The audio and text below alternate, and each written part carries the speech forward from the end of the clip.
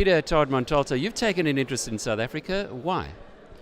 Well, it was by accident originally. I started discovering South Africa and researching.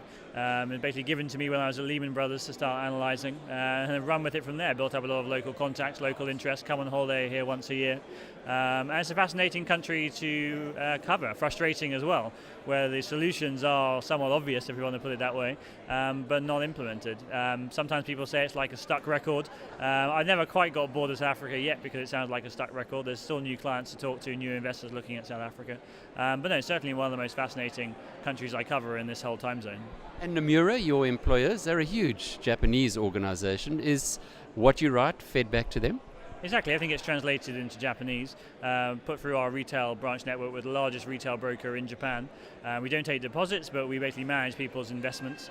And as you know, Japanese love investing in emerging markets, whether it's equities or bonds. And they're looking around for where the opportunities are. Brazil has been very popular, Turkey as well. South Africa went off the boil massively after Maracana, actually.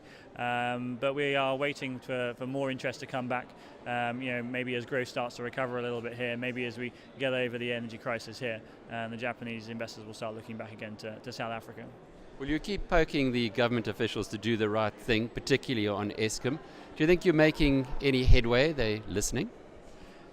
Well, I mean, ministers are always willing to listen to investors. We host a lot of ministers in London in round tables with investors. But, sometimes we speak a different language. I mentioned sort of the dark, evil forces of the market and capitalism, which are all, sort of get some shocks from ministers when you sort of say that sort of thing. But no, I mean, I think there's a very fruitful conversation goes on.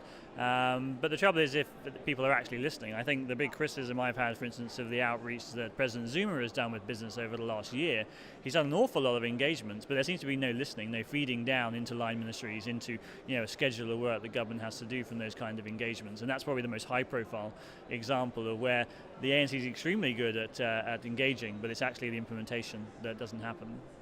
Peter Montalto is with Nomura.